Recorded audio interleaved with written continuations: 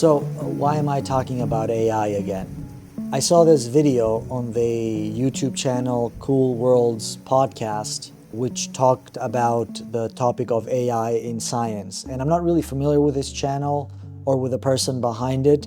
Apparently, it's an offshoot of another channel. The podcast is hosted by Columbia professor David Kipping. I think he's an astrophysics professor or some kind of physics. And in this channel, from what I understand, he invites different science and tech people and talks about different subjects, that sort of thing.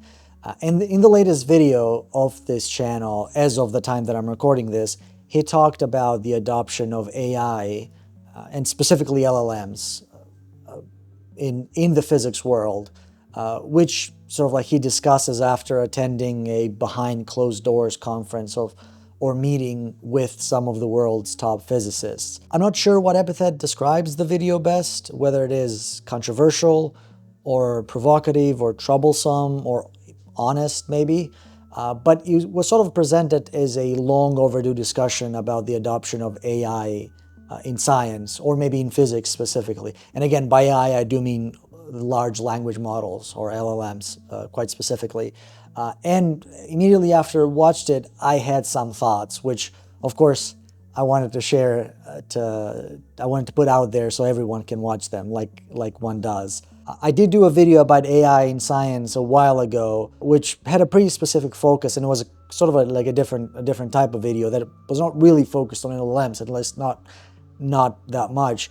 And I did touch LLMs a little bit, but not really. My goal in the video was to, number one, demystify the concept of AI, since it seemed to me that a lot of people didn't really understand, and sort of like divorce the general concept of AI with what it sort of has become synonymous in the last 2 years, and that is LLMs and generative AI.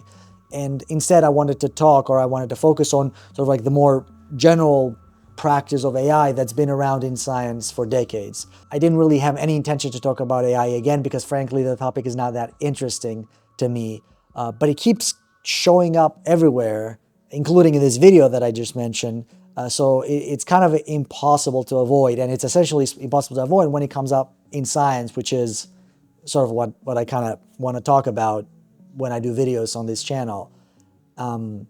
It's kind of like I feel like Al Pacino in Godfather 3, where he wants to get out, but he can't get out. What's the line? Should I do the impression? I cannot do it. I'm not going to do it.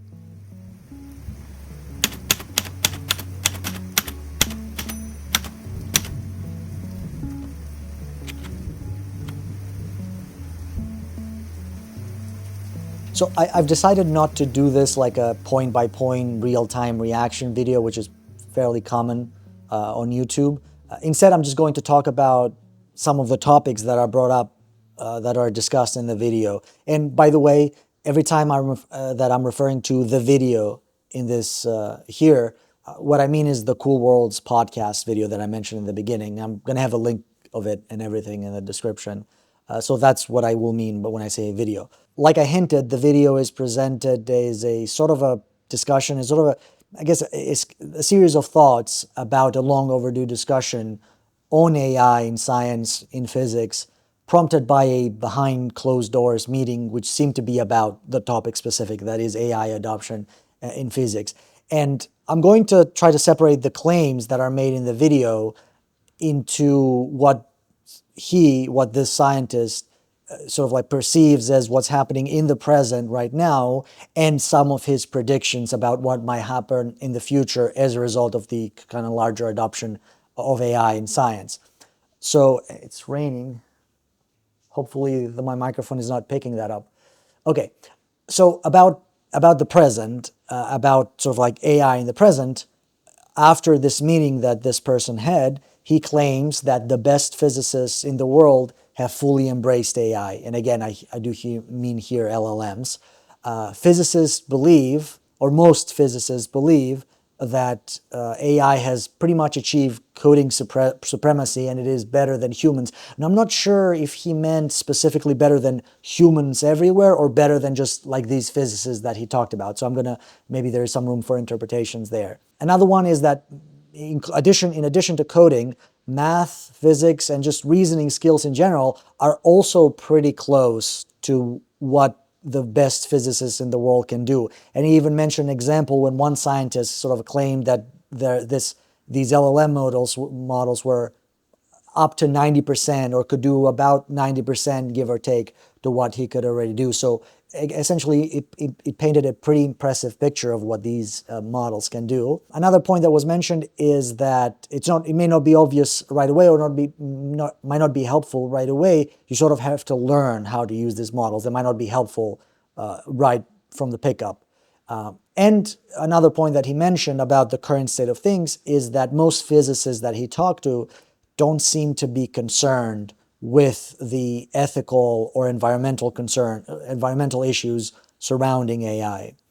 And then about future predictions, he sort of like speculated, and again, these are relatively loose. I'm not saying that he was specifically saying, oh, this will happen definitely, but a few thoughts that I think he had about what might happen is that he predicted fewer grad students in the future, and this has to do with how much money a grad student can cost for a professor in a given field, and they also cost a lot of effort. You have to sort of handhold the students, and also there's a question to whether a student, at least according to some of these physicists, whether a student would be more productive or less productive than an LLM, and whether for some people paying the AI companies for these LLM services might be more productive for them versus paying and sort of going through the effort or trying to teach a grad students to do things. He's also speculated that there might be fewer collaborations in the future, in the sense that, okay, if you're an expert in a certain subject and you have to sort of like do something that is somewhat interdisciplinary, instead of going to different colleagues that are experts in those adjacent fields, you sort of can just ask AI and I will tell you, or will fill in the gaps to what you may do, or to what you may need. And he even made a statement that there might be no scientists left in 5 years, although this may have been said in jest. So I'm not taking this particular one too seriously. Another point that he made is that there may come a time where these tools become so essential that just like you would never hire or recruit a student or something like that you would never hire or recruit someone who doesn't use the internet, it may come a point where you would never hire or recruit someone who is not willing to use or learn how to use these LLM tools. He speculated, or at least he wondered, whether or not this extensive use of LLMs may lead to skill atrophy, and I'm going to talk more about that later. And then a final point that he made is that this could bring on the democratization of science, in the sense that now science is primarily done by very few special people, and this could allow a lot more people, presumably everybody, to sort of produce and publish high quality peer review papers, not just the few people that normally do science right now. So in summary, the video paints a picture where the present and certainly the future of science is dominated by these large language models. And an outcome that maybe doesn't look so well for human scientists, or at least for a portion of human scientists. And again, perhaps this is specifically to physicists. This maybe you could make different arguments in different fields of science, but for now I'm just going to generalize to all of sciences, and if this specifically applies more to certain sciences than others, we can discuss that later. But for now, I'm going to sort of like will generalize a little bit. Of course, after watching the video, my first thought was that, okay, this is nothing new. Anxiety about AI replacing jobs, any kind of jobs, has been in the public discourse for some time now. And there's no reason, at least on the surface, there's no reason to think that at least certain parts of science would be immune from these anxieties.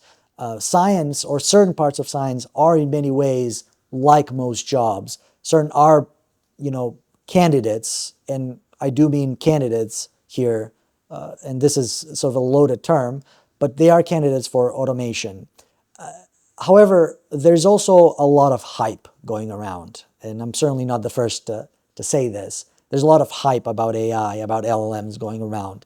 And so in many ways, it's kind of hard to distinguish, okay, what is serious and what is just part of the hype. That said, it certainly feels more serious when these discussions, when these sort of topics are brought up not by people who are trying to sell these models or people who have a financial interest in hyping these models, but from, as far as I know, from a serious, are coming from a serious and respected scientist.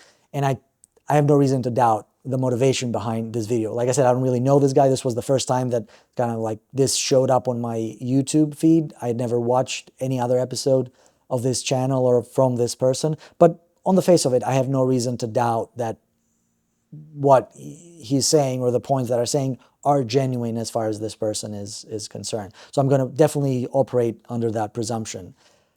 That said,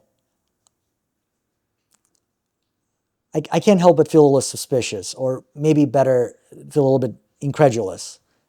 Color me skeptical. I don't know what color skeptical is. I'm going to say olive green, so color me olive green.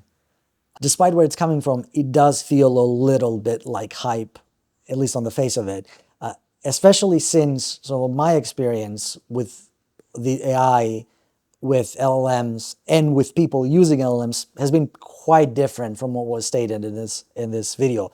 I'm not a top physicist, far from it, so obviously my experience is not going to have sort of like the same context or the same value as the experiences of maybe the top physicists in the world, as that it was the point of this video. But it's still, I think, noteworthy that my experience has been quite different using and interacting with people who use these AI models. So, it still might be valuable to share.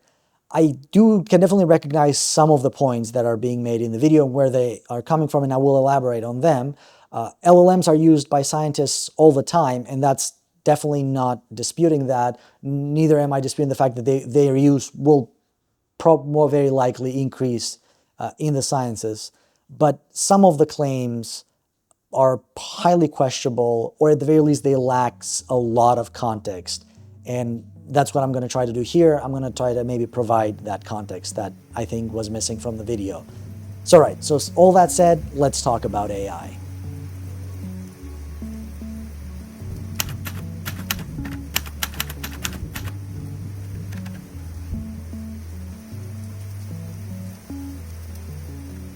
If you'll allow me a minor digression, it's quite obvious why AI is being funded, right? And again, by AI, I do mean LLMs. I do mean these large language models, and maybe generative AI in general.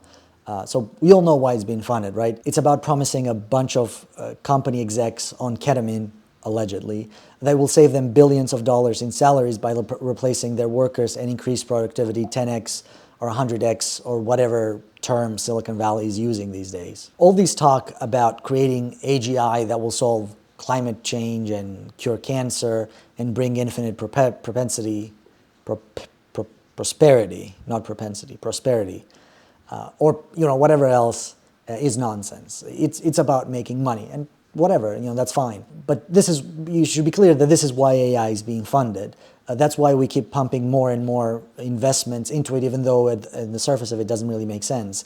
And yeah, there's been talks about an AI bubble, and I'm sure there are people who know this, and they're just hoping to ride the bubble and make as much money as possible before it bursts. However, I do think that there are a lot of people who believe in it, people who will stick to it with it after the bubble bursts, and those are the people that's what they're hoping for. They're hoping to be able to save billions in salaries once the dust settles, once we really get a good picture about what this may do and how this may be able to replace, millions, or I don't know, maybe not millions, however many workers they're hoping to replace to save money. A big part of this, and maybe the biggest part, is economics, old-fashioned greed. Why not do something that will save you billions, and whatnot? That's obvious.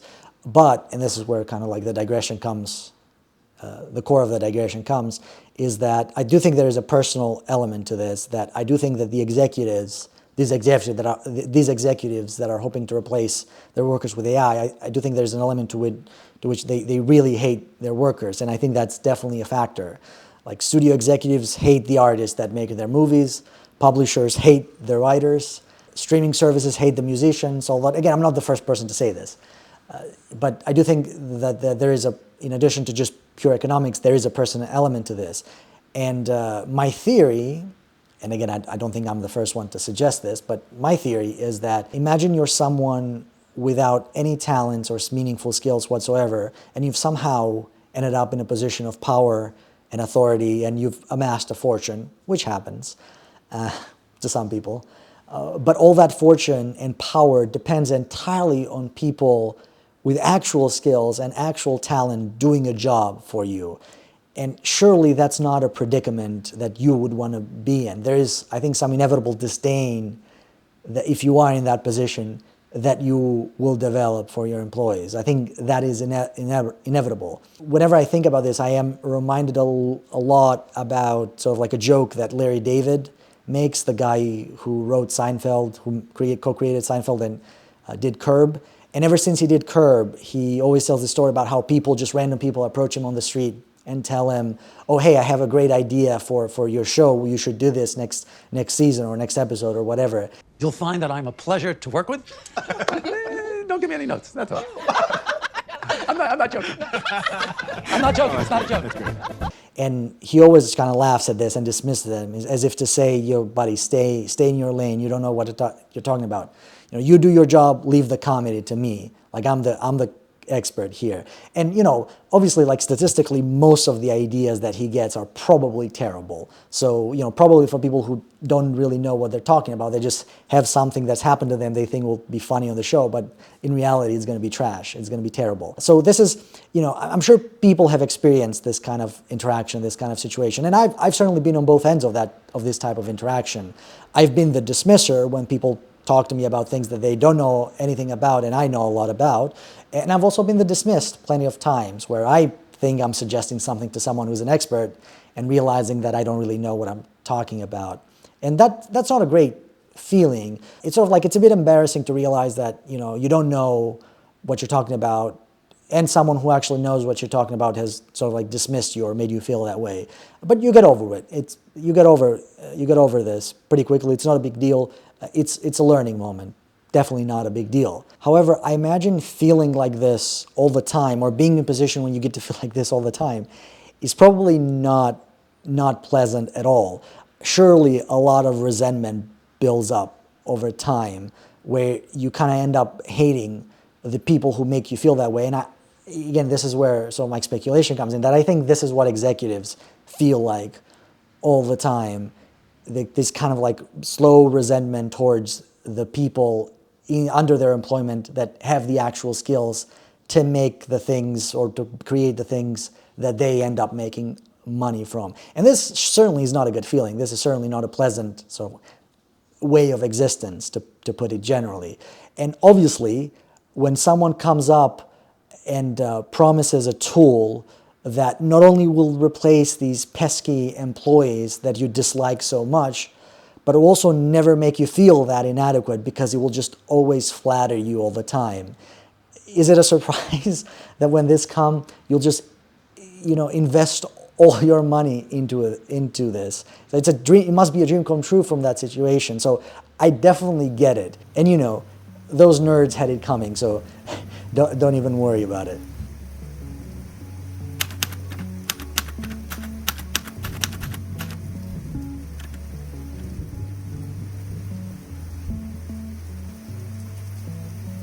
So small digression aside, the question becomes, does any of this apply to science? And as I mentioned, science in many ways is like a regular job so parts of it are at least, composed of repetitive and maybe easily automatable tasks. Not everything requires groundbreaking thinking or groundbreaking discovery. Sometimes there are just things that just need to be done. There are not necessarily difficult to do, relatively speaking. I think you always need to sort of a baseline expertise, but within that baseline, there's a lot of things that are not necessarily difficult to do. They just need someone to sit down or pick up the experiment and just do it. So there are a lot of things like that. There's also another half to this profession, to science, that is also not like any other job. There are things that require a lot of out of the box thinking, sort of a lot of preparation and a lot of attention to detail, a lot of reading, a lot of understanding of nuances and subtleties of various processes. And often these two categories, they're not sort of like, you can't just draw a line between them. They're often intermixed, which makes this kind of like easy automation somewhat challenging. To give an example of what I really mean, let's say you are a grad student that runs an experiment, and then after that experiment, you have to do some statistics to determine if there is any significance to the result that you did, standard stuff. The student has to decide what statistical method to use for the data that they have.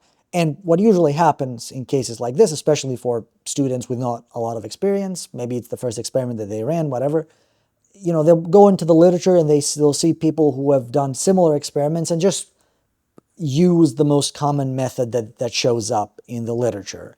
And like I said, this is common, especially for beginning students, to kind of to take something like statistics, who may not be something that they're an expert in. They may be a chemist or a biologist or a psychologist or whatever. And they'll just treat statistics as a black box. These other people did a similar experiment to me. They use this statistical method. I will take that and use the same statistical method for my data. And this is something that you could really easily see an LLM just pick up and do. The difference is that for the student, this could be a learning moment, and this is just the beginning of the process, not the end. Further down the pipeline, the supervisor or a postdoc or a more senior student might look at it and then discuss the validity of the statistical method, point out additional subtleties of the experiment or of the data that might require rethinking it, or that might require thinking. They may propose other methods that may not seem obvious, but they can turn out to be quite illuminating in terms of what the data shows. There can be a lot of debate about these. There can be pounding of the table. This happens a lot. And there may even be the case of suggestions of further experiments to do in addition to this. So all of which stems from very deep institutional knowledge about the topic that they're studying, and of course of statistics themselves. And this is something that is not easily automatable. And then even after publication, people might still argue against the chosen statistical method, publish other papers about why they chose the wrong method, etc. This happens all the time in science. So because of all this, because of all these kind of subtleties that maybe distinguish science from regular or most normal professions, we kind of have to assume that the motivations behind the wide adoption of LLMs in science are not the same as most of the corporate world. In other words, it's not just a boss trying to increase their profit by replacing their workers. There are economic pressures in science, definitely not denying that. Scientists rely on grants that are very competitive, and getting these grants depends heavily on results. So of course, if there is a tool that is perceived to give a competitive advantage, a competitive edge, it will be adopted. So that is definitely a factor, and that is maybe the part of science that is like other corporate jobs. That said, scientists are also expected to train grad students, at least in academia. So if that is part of a job, it's not a side effect, it's kind of part of the main point. In some ways, grad students are just cheap labor, but they're not only cheap labor, and seeing them only as that is very wrong for a lot of reasons. Grad students are not just a means to an end. Grad students are sort of part of the point, part of the job description, basically. Also, maybe I'm in a bubble because I only have my experiences to draw from, but professors in general don't dislike their grad students to the point that they want to get rid of them. Most professors really, at the very least, enjoy working with new students, enjoy teaching them, enjoy them giving sort of sharing part of their expertise and guiding them, and even they take pride when a percentage of their grad students go on to achieve great things. So again, the same factor that bosses hate their workers doesn't exist here. I think that relationship between professors and grad students is a very different one, and in my experience is a very positive one. Again, I'm sure there are exceptions, not arguing against that, but mostly in my experience, it's not been the case. Mostly in my experience, that relationship ends up being a positive one. So with all this, the point all this to me trying to make all this argument is that we must conclude that the sort of like the adoption of these large language models happens because they are providing some real value to science and to the scientists, or at the very least the scientists that use them find them valuable to a certain extent.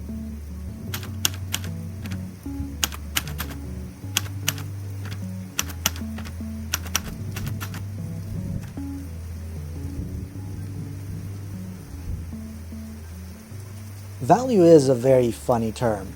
It's more than just, is this tool useful to me right now? It's highly context dependent. The same thing can be very valuable in one context and not really in another context. So I think we need to zoom out a little bit and consider the wider context in this situation.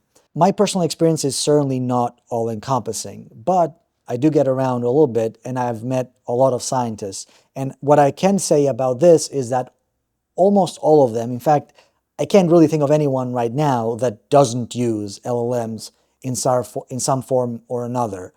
The amount and type of use varies wildly. I do think the majority, and I do mean the vast majority of them, use it for code. And again, this can be in a variety of ways, but this is what most scientists that I know use it for code. Now, I am in an area of science that is sort of computational in nature that relies a lot of writing code. So of course, this statistic is biased in some way, but again, that's what I know, that's what I'm going to talk about. But code is a major thing that scientists use LLMs for. And a caveat that must go for this is that scientists are not necessarily the best programmers, and also at the same time, a lot of scientific code can be very boilerplate. It's not necessarily the cutting edge of software engineering. A lot of scientific programming is routine, is basic, is something that from, again, purely a software engineering standpoint, it is not that complicated.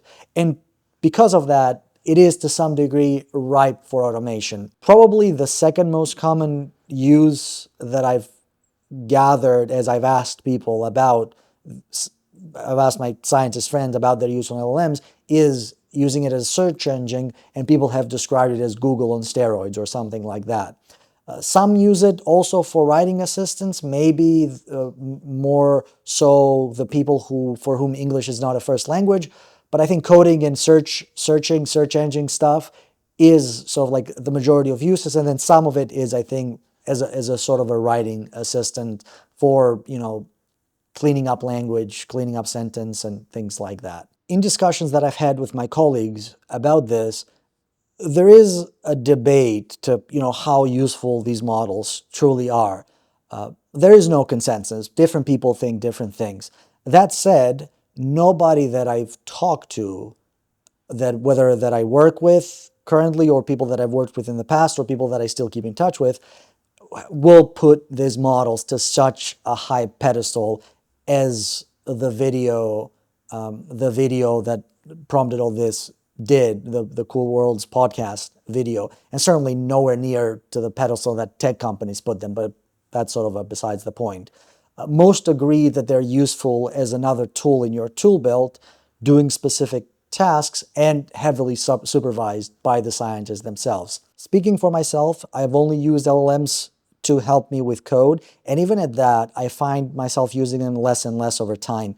I was using LLMs relatively more, again, not a lot, but more than I do now, maybe about 6 to 9 months ago, something like that. And then at some point I kind of stepped back and realized that I was spending as much time handling and fixing the LLM output that I would just doing the thing from scratch. And that significantly reduced the amount of time that I spend using these LLMs. And then sometimes they would send me to these weird rabbit holes that would just waste my time. Like I would try to fix something, and then the fix that the LLM would suggest would just make it worse, and then I would try to fix that, and then it would just make it even worse, and it was just, you would more often just be much faster to just do the whole thing from scratch. And at some point I had enough. I just don't really use them as much. Again, sometimes if it's a case where it's very obvious that the LLM would do it faster, or something that I know would take me a long time to kind of figure out, read through the documentation for some library that I don't know. But otherwise, it's almost always just more convenient for me to just do it from scratch. And a lot of that I do in terms of coding don't require that sort of like advanced usage. So far I haven't needed it. Who knows what might happen in the future. I'm also not claiming that this comparison that I did is in any way, thorough or scientific. It's just a relative perception. Maybe it was still saving me time, even though it was sending me down these rabbit holes. I don't know, but I am very easily annoyed. So once it got to a point of max annoyance, I just gave up. And this was the chatbots, not the agentic types that are more common now. That's a whole other can of worms that I'm not really going to get into right now. And actually, I actually wanted to get a few more opinions, try to get a wider sort of like survey about how scientists use these LLMs. So I went on Reddit and asked. Unfortunately, I didn't get many responses, but the few that I got seemed to more or less align with what I was already experiencing in my work and from talking to other scientists. The majority of people just seem to use them for coding, no intellectual work or very little intellectual work. This was a very common response, with even some people calling it a sort of a glorified form of autocomplete. Heavy supervision was very important. You can't really rely on it, and you can't really trust it without making sure you check everything that it spits out. There was a surprising number of people who sort of mentioned the writing assistant use for these LLMs. I think it's safe to say that scientists, especially grad students, don't really like the writing part that you have to do in science. I think grad students especially. I think if grad students could delegate any part of their work, I think it would be the writing. So that kind of makes sense, I suppose. And there was also a lot of talk about LLMs as these glorified search engines that I mentioned before. Something that, when I talk to people and they mentioned this, caught me a little bit by surprise, because I was not using them that way when I was using them more than I do now. And sort of I was surprised to find out how common this type of use is. Well, it's also interesting on another aspect, because many people will claim that LLMs are very good at searching stuff, and they indeed are. They are pretty good at that, especially when they can access the internet, which is, I think, most models now. But it should be pointed out that actual search engine development has stalled significantly in the last few years. If anything, search engines have gotten worse over the last few years. You could argue intentionally worse for profit reasons, but let's not get into that. And it's not even debatable.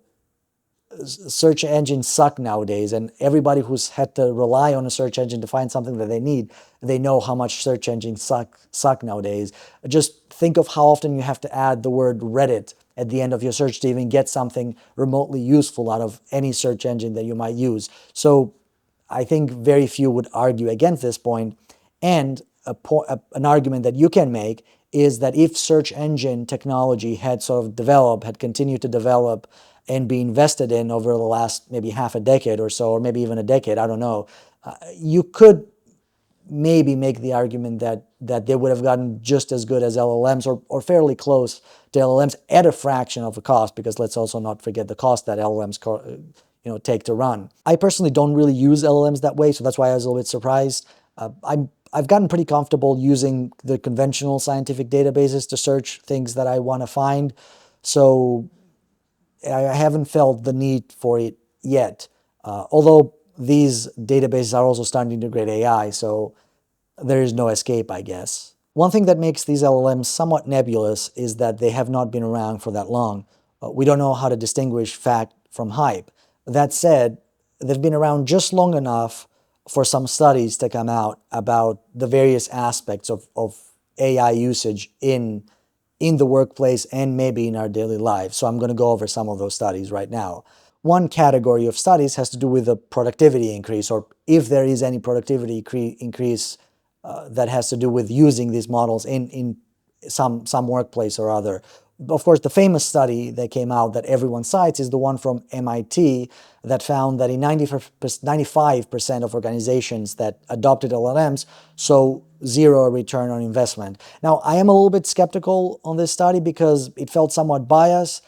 While it specifically seems to crap on chat-based LLM, in every paragraph that they sort of like mention the negative results come from their study, they also promote this idea of agentic AI instead. So I kind of take this one with a grain of salt. I'm not sure if I have no reason to doubt the data itself, but maybe the motivation behind the study was not so much to make an objective assessment on the AI use, but rather don't use this AI, use this other type of AI that we're invested in. So again, take this with a grain of salt, but it's far from the only study on the subject. One that was more reliable that I also came out recently was a collaboration between the University of Chicago and the University of Copenhagen in Denmark, which found a negligible increase in productivity or time saved as a result of LLM adoption in the workplace. A much more interesting study from the Harvard Business Review, which is still ongoing as of the time that I'm recording this video, so they released some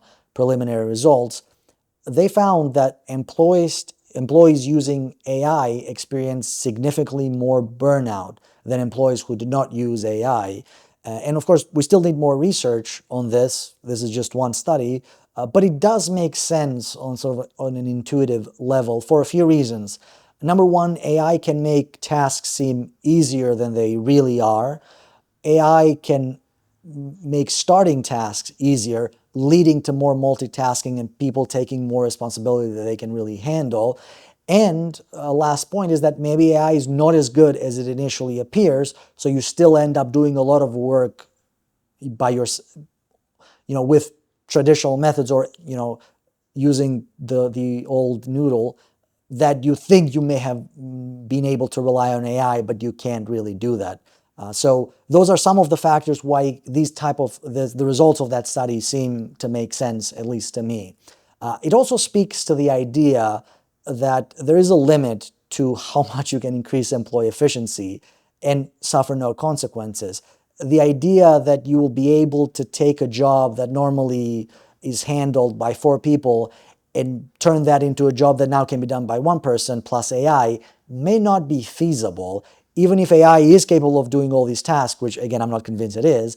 But even if it was, I think there is a limit to kind of the mental bandwidth that a person has. You can't just keep operating at constant peak efficiency and sort of not suffer burnout. I think that approach, even if AI is capable of doing a lot of things, still the supervision that a human has to do, I think that type of work is maybe unsustainable. And another factor to consider is that all professions, for whether it is productivity or mental health reasons or social well-being or whatever, may need kind of a percentage of kind of mindless routine as part of their work. And this is true even in science, and maybe even especially in science. And it's not just about the mental bandwidth of it all. As counterintuitive as it sounds, such moments of kind of routine, of mindlessness, or you're just kind of doing something without thinking about it too much, can help spark creativity and new ideas that are crucial to a lot of professions, but certainly it's crucial to do in science. So this 10x, 100x, 1000x of increase in efficiency, or whatever you want to call it, not only may not be feasible, but there might also be things that we lose as part of trying to move the goalposts towards that direction. Shifting gears a little bit, there was also a medical study that sort of became famous for a little bit while it was out, and I think this was from the Journal of American Medical Association, where it compared LLM usage among doctors, and it found that there was no difference in diagnostic ability between doctors using and not using LLMs. However, it also tested the diagnostic ability of LLMs by itself and found that the LLM by itself performed better. And this is what caught the attention of most people when the study came out, is how can the LLM do better than a doctor using or not using LLMs? Of course, many people pointed out, and many people wrote in response to this, that these scenarios were entirely simulated. They were not real patient scenarios, not real patients. So an LLM doing better in these simulations is not really evidence of much of anything really, especially since the LLM might have just been trained on these simulated scenarios. And real patient care is very different. It's iterative. It has a lot more moving parts. Real practice, real medical practice is messy, as a lot of people will mention. And actually, other studies have shown that LLM performance in more realistic medical scenarios have generally been poor. The other factor to point out is that even if we rely on these systems to fix some of the errors that are part of the medical profession and medical practice, focusing on kind of the potential of AI to prevent errors runs the risk of kind of neglecting the more systemic causes of such errors, and also the more systemic issues in the healthcare system as a whole. These are just some of the studies that you can find. More are coming out, more will come out. This is a hot topic, so that's not surprising. But even in less rigorous surveys, like if you go to forums and subreddits, especially the programming subreddit, this topic comes up all the time. People are worried, especially the more inexperienced people, are worried that they're going to graduate college, there's not going to be a job for them. And maybe that's true, I don't know. But the more experienced programmers, the more experienced people in any field, I think, come out and say, let's calm down a little bit. Yes, these tools can be useful, but they're not as good as everybody's making them out to be. And this is kind of the one common thread in all these studies and all these surveys, is that they paint a kind of a muddier picture of the value or the usefulness of these tools in a real world setting, in a real world workplace. And even when there is a clear advantage, which of course there's no sense in denying that there are additional things in the surrounding context that also muddy the waters even further than they were originally muddied. And that's where the dissonance comes in a little bit, for me at least, is that if we struggle to find value, and I'm not saying it doesn't exist, but we certainly struggle to kind of find and even define the value of these models in regular office works, then how can we say these are sort of like absolutely, without question, very valuable in a scientific setting where arguably the threshold of difficulty is much, much higher? So it's certainly not as simple as it would appear initially.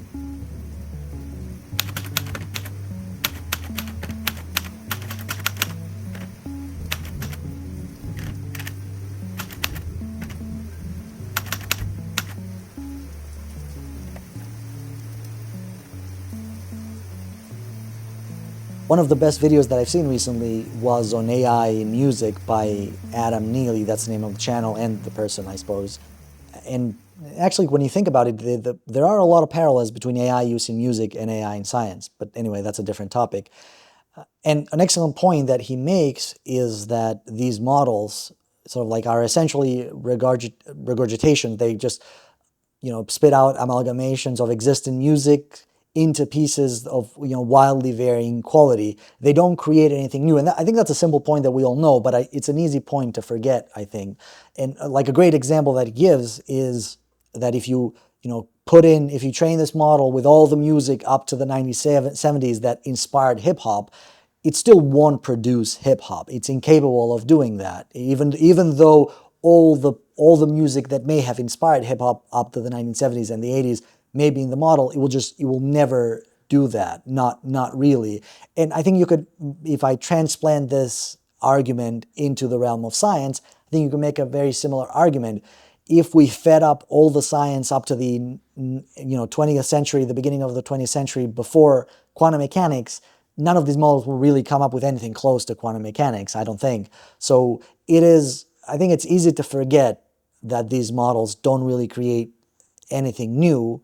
And I don't think we should. I think we should sort of always keep in mind that when we're using these models, because not only that kind of like dispel some of the myths around the model, but in a counterintuitive way, it also makes them more useful if we really know what their limitations are and what they can be used for when indeed they are useful. But to go back to the point, they are essentially word guessing machines that kind of predict what the probability of the next word in line is from a previous word or previous prompt based on an existing database on words. At best, it can extrapolate. And that's not nothing. a lot of science is extrapolation. A lot of science is, do something with what's already there. You don't have to reinvent the wheel, or you don't have to invent the next wheel, or whatever the analogy is. So that's, like I said, that's not trivial. That's not nothing. That can be useful. But there are limitations to how useful it can be. Let's see if I can demonstrate my point with a helpful graph. So if you imagine current science as a line that extends up to the present moment, from the beginning of science, whatever that, however we define that, to the current present of science, let's kind of draw that as a line of scientific progress. And then you can make the argument that a lot of new science, not all, but a lot of new science can be obtained easily simply by extrapolation from where we are now to some point in the near future. Obviously, it's not that simple. Science is not that simple. But for the sake of argument, let's just say it is. For some things, let's just say it is. Then you can say, well, LLM can do that much, right? We can rely on LLM to do that much, and then we'll figure out the rest. Let LLM do the extrapolation part, or at least, if you're not willing to let LLM do it, then you can say, or at least let's just let LLM help us to make this part a lot easier and a lot faster, so we can focus our effort to do this other part that is not just simple extrapolation. Maybe, but we have to keep a few things in mind. Like all AI, LLMs are probabilistic in nature and mess up all the time. They hallucinate all the time. Something like 40%, I think the last number that I read is. The number doesn't matter. They hallucinate all the time. We know that. That's not a secret. And even in this very oversimplified picture of scientific endeavor, of scientific progress, this would not be a line. This would be many lines that you would extrapolate. This would be an area. This would be a line plus an error bar. And that error bar is not negligible. So you have to account for those error bars. And errors propagate in very unpredictable ways. And if you try to build on that, if you try to build on these sort of error-filled curves, it just becomes worse. It starts looking like one of those bifurcation diagrams that you get from chaos theory. Indeed, this just turns to chaos. So by necessity, this process requires a lot of hand-holding and a lot of input from the actual scientists to filter out the junk and ensure the correctness of whatever LLM spits out. So right away, even in this oversimplified picture I keep repeating, it's not that simple. You have to do a lot of hand-holding to kind of remove all the junk, all the individual errors that LLM spit out, and to get something useful. It doesn't say it still cannot be helpful, but it's always something that you have to keep in mind. You have to be vigilant while you work with LLMs to produce new science, however trivial that new science may be. And to do this process of correcting the errors or hand-holding the LLM, etc., it's not simple. I think it requires a lot of iteration. It requires a lot of testing, a lot of protocols in place to make sure that no junk passes through. And this is especially true if you work with agentic systems. But again, I'm not going to try to go too much into them right now. And even though I presented this argument through a very oversimplified picture of what science is, this does seem to be the experience of a lot of scientists when they use LLM. A lot of hand-holding, a lot of error correction, a lot of vigilance, basically. You can't really trust these models. That doesn't mean that you can't use them, but you can never trust them. So it does seem in the end that the value of these LLMs depends very much on expertise. If you don't know what you're doing, you can't really check it. So the chance that you'll end up with garbage is higher. Again, errors propagate, so it just gets worse the more you depend on it. So in a sense, you have to already be somewhat capable of doing the task yourself that you want to delegate. It doesn't mean you can do it as fast and all that, but at least you have to be somewhat capable of being able to do the task that you want to delegate. There may be gaps here and there, but by and large, you have to know what you're doing. You can't just tell them to do something that you don't know and then hope to get the right answer. That is a recipe for disaster. So the value of these LLMs depends on expertise, and you can even argue that it is correlated with expertise. You can argue that the more an expert you are in something, the more efficient and the more effective use you can make of these large language models. Maybe that's why all these brilliant physicists are seeing more value into these models than an average Joe like me, but let's not dwell into that right now. This is all very clear and also relatively undisputed as far as I'm aware, but there's a catch though. Going back to studies on LLMs and their usage, there have been several studies that have come out pretty recently about the skill atrophy that LLM usage causes. Deskilling, as you sometimes see it referring, de-skilling. Even, the guy in the Cool Worlds video that I brought up at the beginning sort of expresses this concern. One famous paper that came out a few months ago was called Your Brain on ChatGPT, which sort of everybody discussed when it came out. But there have been others. There's several by this point that you can easily look up, and all of them point out to the same issue: is that the more you use these LLMs, the more you rely on them, the more you lose, or the worse you become at sort of like the skills that you rely on these models to kind of like supplement. It kind of makes sense. There are many times throughout history that we've kind of experienced this as a, in science and certainly in other areas. When a technology comes out that replaces a daily skill, you may lose that skill. That's not surprising. That can be important. It can be inconsequential. Nobody's really lamenting, mental math after the invention of the calculator, or the ability to spell words correctly after, word processing was invented. So many of these turned out to be inconsequential. Maybe the same thing can be said about LLMs too, but you could also argue that it is a little bit different in a few ways. First, it's different in scale. These AI models don't claim to replace just a solitary or isolated skill, but an entire task or a collection of tasks, maybe unsuccessfully, but that's the aim. That's the kind of what people are trying to do, to replace whole tasks or automate whole tasks or make whole tasks easier. That's the 411, as the kids say nowadays. I think that's what they say. So second, and most importantly, if we accept the premise that successful use of these models already depends on your skills, on your expertise, then the more you lose that expertise, possibly as a result of using these models, then the more, the less successful the usage of these models becomes. It's kind of a catch-22. You use the tool, using it destroys the skills that you need to use it correctly, so now you can't use it anymore. So this kind of becomes an optimization problem where there's a limit to how much you can use these tools before they become, pointless. There's an upper limit to the value that they can provide. If this indeed is the case, then this is not a trivial thing. This is a pretty significant thing to sort of like to keep in mind as these tools are proliferated throughout many disciplines. And I kind of want to emphasize that I don't want to lose my skills for the promise of being slightly more productive. I don't want to lose my expertise, my ability to think and reason critically about problems that I spent a lot of years trying to get better at. For the promise that I might do certain tasks a little faster. And sure, I don't want to jump the gun. There's still more research that needs to be done. So I'm not anywhere near to hitting the panic button. Still, I don't hear enough people talking about this.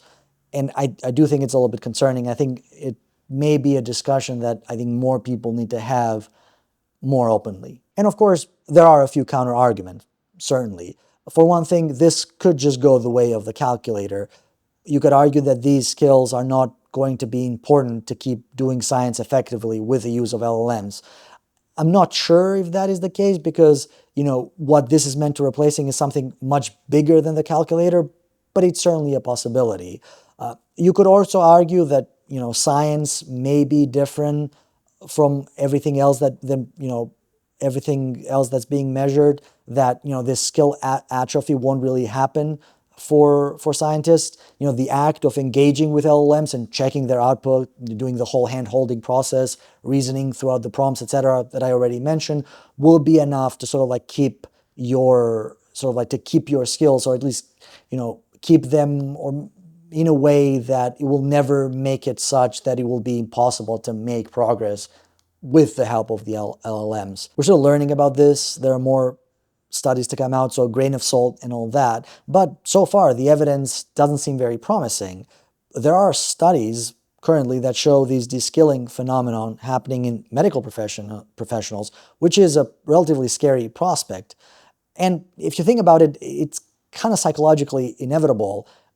in the Cool Worlds video, he specifically mentioned how, several people, started not trusting these models, but then as they used them more and more, they kind of stopped checking them as much, as they ended up to the point where they just trust everything that they put out.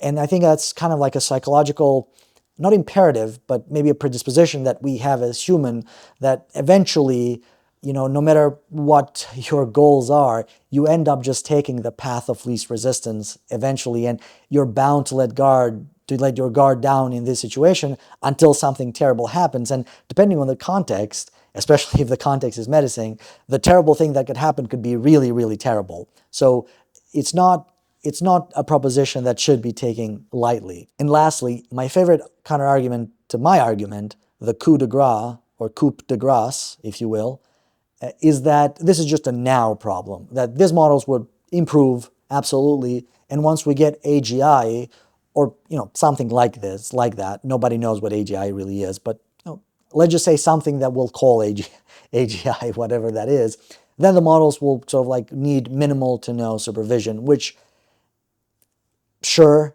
whatever, maybe. I mean, that's a pretty big, hope. That's a pretty big bet to make.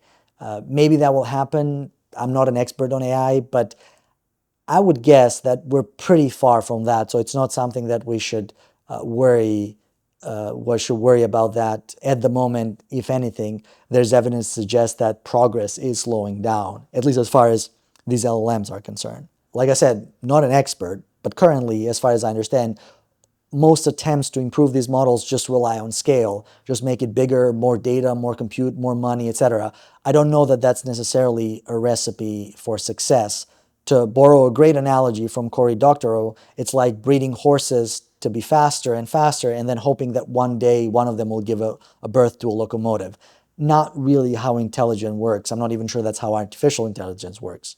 Speaking of scale, there's another major downside to consider, maybe the majorest of all the downsides besides the brain drain, and that is cost. I'm not talking about the environmental cost. Nobody gives a shit about the environment.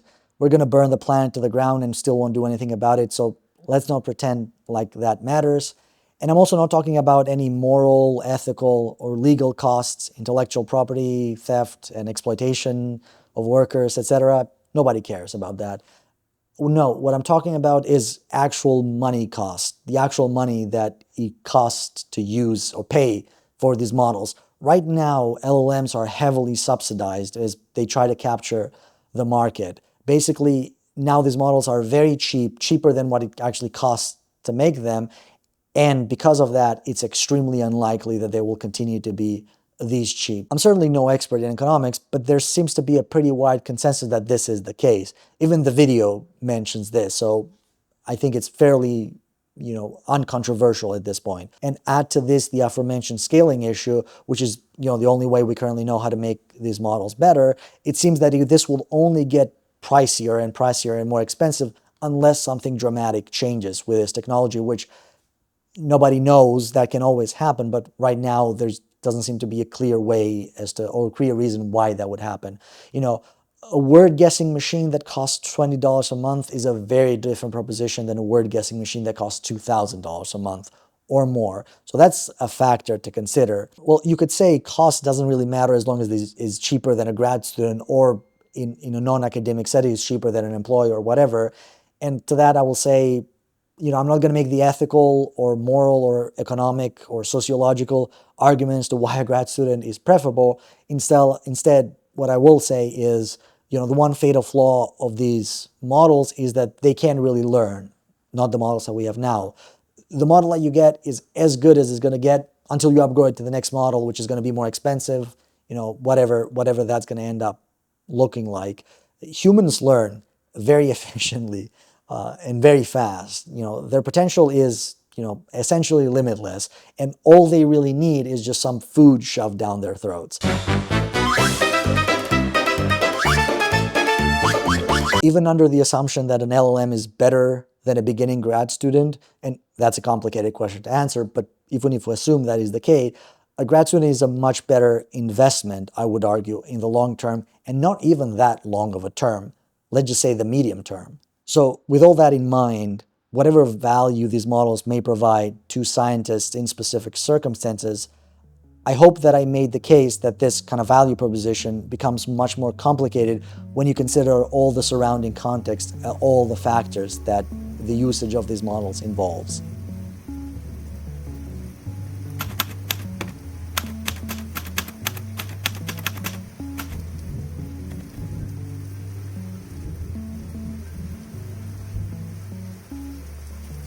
The last point that I want to address is the notion that these models, these LLMs, will or have already democratized science, especially as it pertains to scientific publishing. First of all, can we really say that it is democratizing science when one or two companies own everything, profit from it, and can take it away or change it at any time? That doesn't sound like democratization to me. It's more like commercializing the scientific process. So, the results are certainly going to be very questionable. Also, you can easily make the argument that science is already pretty democratized. It's not perfect, but it's already pretty democratized. Most scientific software is free and open source, and for every non-free science software, there is almost certainly a free alternative that actual scientists develop and use. There are thousands of learning resources available for free on the internet. I'm not going to argue it's perfect. There's still some gatekeeping that is happening. For example, many articles are behind a paywall, and even though there are ways around that, it's certainly not an ideal situation. And education can be expensive, especially in the United States, and education can be inaccessible to many people. There are biases in education and all that, but addressing those problems has nothing to do with AI. So this notion that AI or LLMs will democratize science is maybe a smokescreen more than any kind of real issue that AI will solve. There was another paper published recently, very recently as of the time that I'm recording this, on the arXiv preprint server about more or less essentially the same things that was in the Cool Worlds video.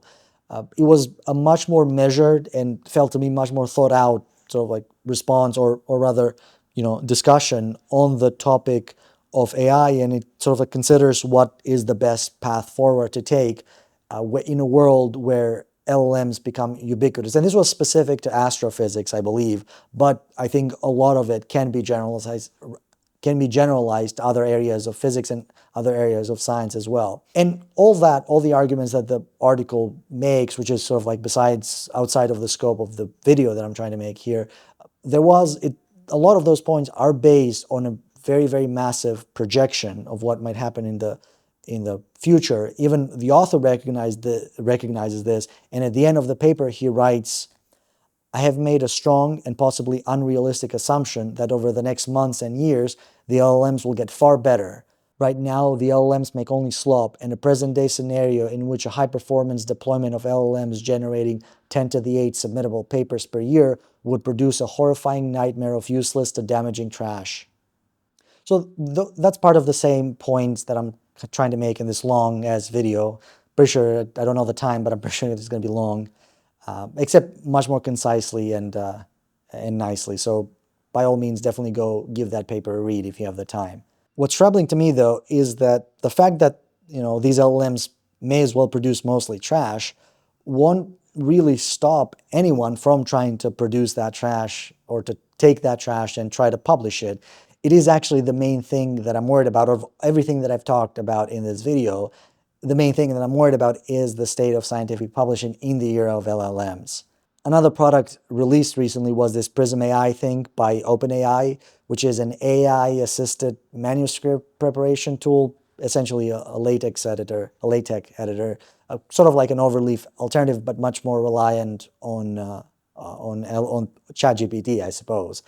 And I'm not sure if this is an attempt by OpenAI to kind of stay relevant in the eyes of investors, or if it's a clever way to get more of your data. But I'm not sure which one is more likely. But as when this was posted on the Hacker News website, a lot of users pointed out that the main effect that this would likely have, and I would argue this is true for all LLMs, is that it might as well decimate an already stretched out academic publishing system that depends so heavily on free labor to just function. I did a video talking about the peer review system in scientific publishing. It was actually the first video that I did, and to be honest, I don't think this is something that the current system is anywhere close to equipped to handle. I can totally see the same companies selling a product to catch all the eye slop that is trying to be shoved into the system, which is also created by them, which would be a very Silicon Valley thing to do. Sell the problem, sell the solution, laugh your way to the bank. The only hope that we have is that these systems or these models might be economically unsustainable, although I don't really know what's going to happen. Maybe they'll figure it out. Who knows?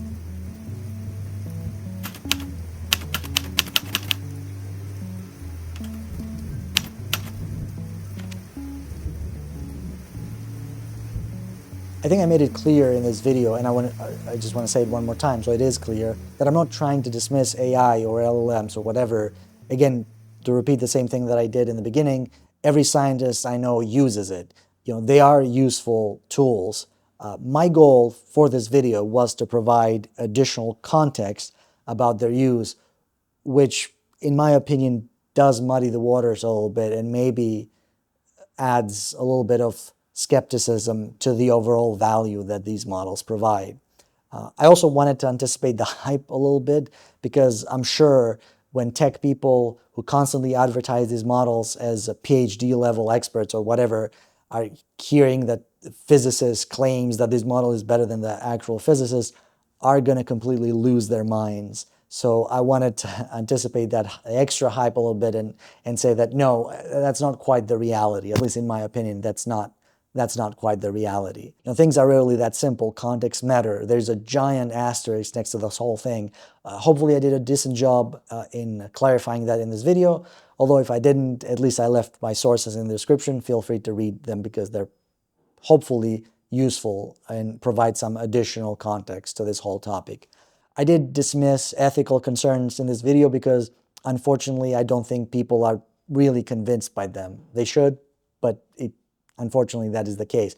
But they are important, like whether you want to worry about ethics or not, they are important. Whether it is, like the replacement of grad students or any kind of, skilled workforce in other areas. So like the massive intellectual property theft that is happening, so the exploitation of workers in other countries that essentially make these LLM possible, the destruction of the environment, or a myriad of other problems like water consumption.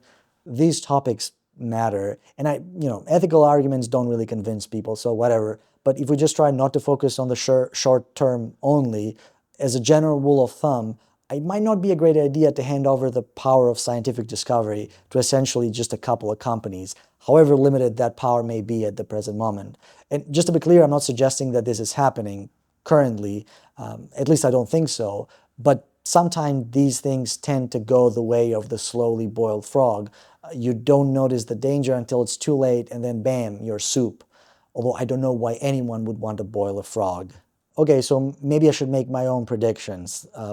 Given all this, what I think will happen. Fundamentally, I have to disagree with many points, not with everything, but with many of the points made in the Cool Worlds podcast video for reasons that I already stated. Also, and I want to reiterate this point, I'm not talking about AI in general, but just generative AI or LLMs. AI in science has been around for decades and will continue to provide us with a lot of benefits, as I talked about in the first video that I did about the subject. As for LLMs specifically, it's hard to say. I don't think these models are as good as they are advertised. You could always cherry pick examples where these systems excel, maybe, but I think most scientists see them just an additional tool among many to be used judiciously, and that's without accounting for any of the ethical concerns. I think that we will have a little bit more clarity after the hype settles a little bit and after the bubble bursts or whatever, assuming that will happen. If these technologies will remain economically viable, they will certainly continue to be used. What the consequence of that will be, I am not sure. But that is a big if. Even a modest price increase could make it difficult to justify them.